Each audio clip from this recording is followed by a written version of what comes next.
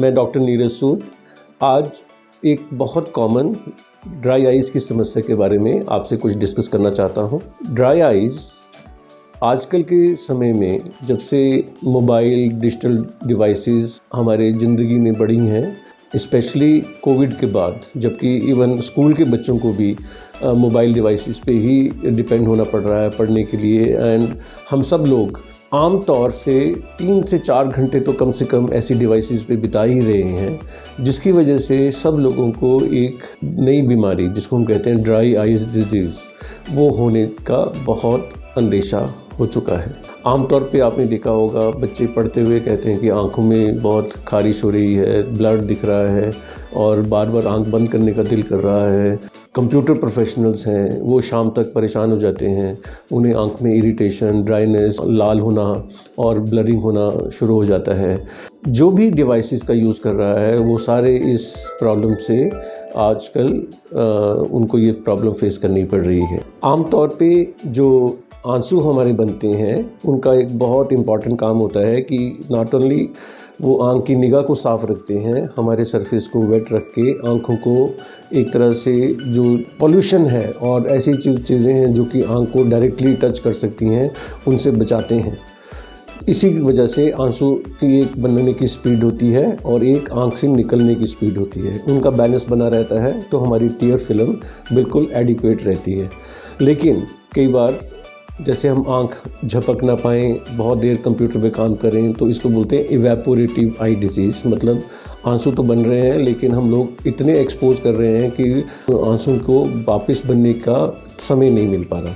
दूसरा होता है कि बारी आंसू बन ही कम रहे हैं, जिस तरह से कई बारी कुछ उम्र के साथ, जैसे कि मेनोपॉज के बाद लेडीज़ में, या फिर हार्मोनल चेंजेस की वजह से कुछ लोगों को आंसू की प्रक्रिया, जो बनने की प्रक्रिया है, वही सफ़र करती है। स्पेशली जिन लोगों को गठिया, रूमेटॉइड आर्थराइटिस या उसके जैसी की प्रॉब्लम्स होती हैं, उनको आंखों में आंसू बनने वाली ग्रंथियों की कमी भी होनी शुरू हो जाती है। कुछ ऐसी दवाइयाँ हैं जो कि हमारे जैसे ब्लड प्रेशर के मरीज़, साइकोसोमेटिक जैसे डिप्रेशन एटसेट्रा के मरीज़, या कोई और न्यूरोलॉजिकल डिसऑर्डर्स, उनकी कुछ ऐसी दवाइयाँ हैं जो कि ड्राई आइज़ कॉज कर सकती हैं। तो अगर आपके मरीज़ में को भी ऐसे सिम्टम हो तो ये ज़रूर पूछना चाहिए कि कहीं वो ऐसी सिस्टेमिक दवाइयाँ किसी कंडीशन के लिए तो नहीं ले रहे जिनकी वजह से उनकी ड्राई आइज़ बढ़ रही हैं। ड्राई आइज़ को चेक करने के लिए आपके फिजिशियन के पास बहुत सरल 2-3 उपाय होते हैं। वो अपने स्लिट लैम्प पे देख के ज़्यादातर बता सकता है कि आपको ड्राई आइज़ का क्या अवस्था है। उसके लिए वो टीयर फिल्म को एक्चुअली स्टेन करके देख भी सकते हैं, उसकी मात्रा कितनी बन रही है, और क्वांटिफाई करने के लिए शर्मर टेस्ट, जो कि बड़े इजीली ओपीडी में ही किया जा सकता है, और इस ये देखने के लिए कि जो ग्लैंड्स हमारे टीयर्स को उड़ने से बचाने के लिए ऑयल फिल्म बनाते हैं, जिनको हम कहते हैं मीबोबिन ग्लैंड्स, कहीं वो तो अफेक्टेड नहीं है।